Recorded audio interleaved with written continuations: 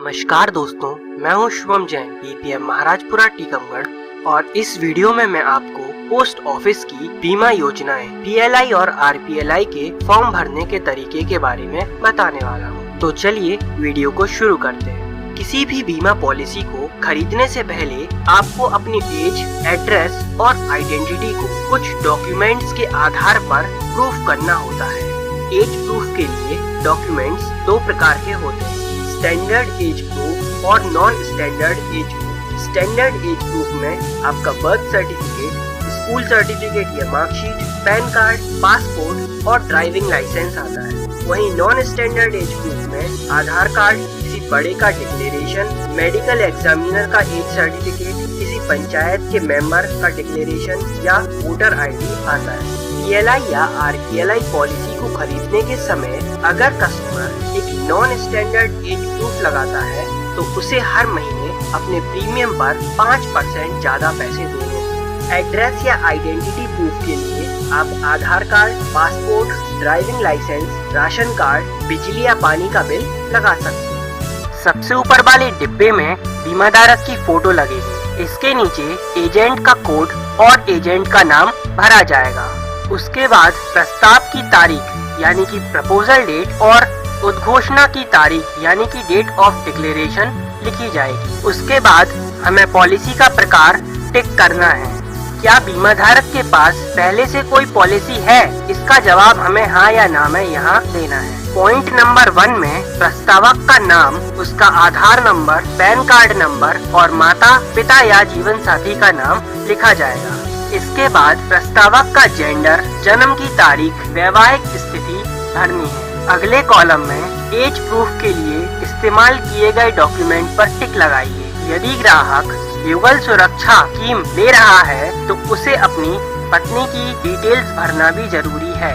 यदि बीमा धारक ने युगल सुरक्षा पॉलिसी खरीदी है तो पॉइंट नंबर 2 में उसकी पत्नी का विवरण आएगा। पॉइंट नंबर 2.1 में उसकी पत्नी का मोबाइल नंबर और ईमेल आईडी लिखनी है। पॉइंट नंबर 3 में बीमा धारक का एड्रेस लिखना है और अगर यही उसका परमानेंट एड्रेस है तो नीचे वाले डिब्बे पर टिक करना है। पॉइंट नंबर 4 में बीमा धारक के पोस्ट ऑफिस या किसी और बैंक अकाउंट की जानकारी लिखी जाएगी। सबसे पहले अकाउंट नंबर लिखना है।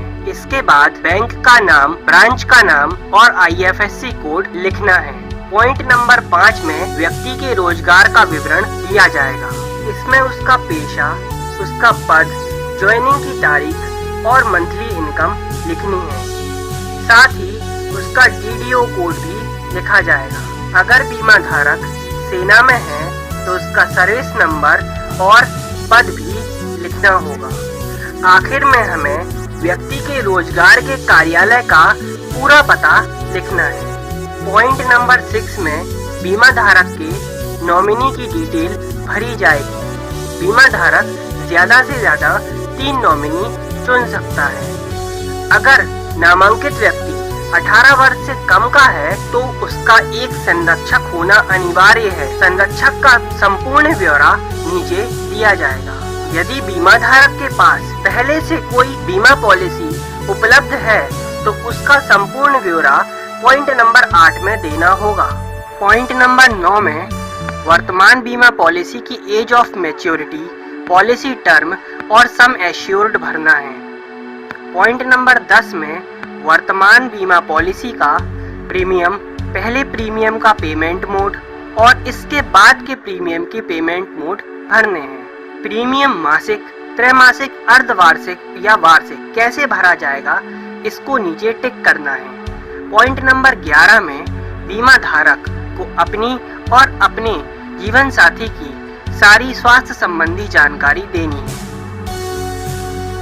अगर बीमा धारक 20 लाख से ज्यादा का बीमा करा रहा है तो उसे पॉइंट नंबर 11.1 और 11.2 में कुछ अतिरिक्त जानकारी भरनी होगी। साथ ही पॉइंट नंबर 12 में उसका कुछ अतिरिक्त वित्तीय विवरण दिया जाएगा। पॉइंट नंबर 13 में बीमा धारक का डिक्लेरेशन और हस्ताक्षर किए जाएंगे और पॉइंट नंबर 14 में एजेंट के डिक्लेरेशन और हस्ताक्षर किए किए जाएंगे। पॉइंट नंबर 15 मेडिकल एग्जामिनर का सर्टिफिकेट है। आखिर में बना यह डिब्बा बीमा पॉलिसी के इंडेक्सिंग के बाद ऑफिस में ही भरा जाएगा। इस तरह हमारा फॉर्म कंप्लीट होता है। वीडियो को अंत तक देखने के लिए धन्यवाद।